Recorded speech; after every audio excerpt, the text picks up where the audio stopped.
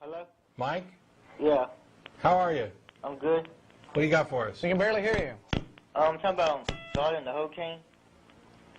Oh, the hurricane? Yeah. Yeah. Yeah, what do you want to say about him? I say if you believe in God, if you're in a hurricane, what's going to happen like in 2010, 2011, all that stuff? Well, I don't know that I think he said if, are you talking about like we're having really bad hurricanes now, so will they get worse? Is Yeah, that that's what I'm trying to say. It's possible. Do you know what a hurricane is? It's like a big, Yeah. like Well, yeah, I mean, I know, yeah, it's a big storm, but I mean, do you know what they're for? Do you know what the function they serve? no. Okay, well, what a hurricane is it's a weather system that cycles excess heat from the equatorial regions, from the center of the Earth, up to the poles. They're basically heat sinks. It's a way, it's the Earth's, self-cooling system.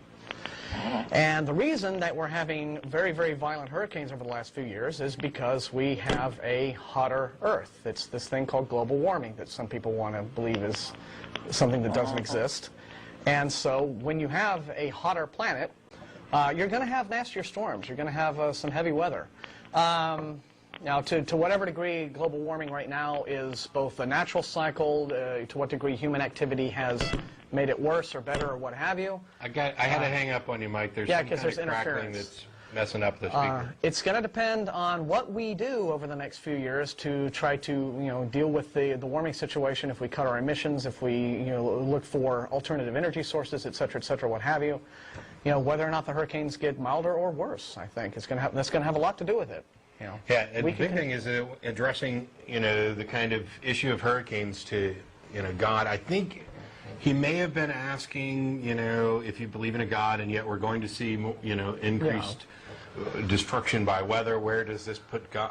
Sure, there are a lot of people who are saying, oh, well, heavy hurricanes, so it's a sign of the end times, right? I mean, that's a fundamentalist view. Or maybe it's a sign of an evil God. Or maybe it's a sign that God doesn't exist, and the longer that we keep pretending that God exists. Certainly that would be the Pat Robertson thing, right? I mean, the Florida, had the gay parade, so God's going to send hurricanes and meteors and aliens and, whatever else to wipe them out. And maybe it's a sign that the longer we keep believing in these invisible friends in the sky who like to toss tornadoes at homos prevents us from actually dealing with real issues, from focusing on what's really happening on the planet we live on, what can we or can't we do about it.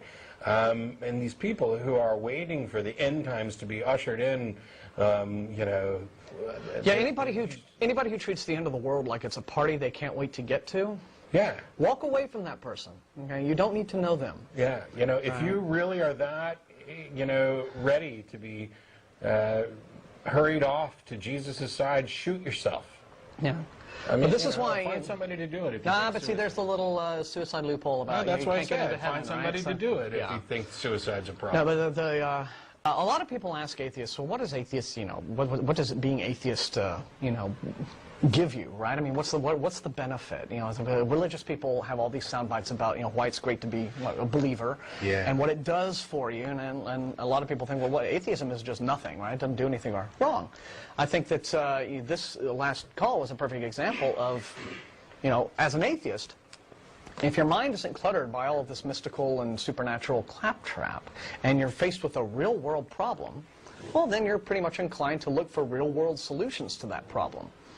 Whereas somebody who might be a religious fundamentalist, thinking, oh, this is my God being angry, et cetera, they're going to waste a lot of time praying and doing whatever else they do and trying to find some sort of supernatural or divine answer to the issue.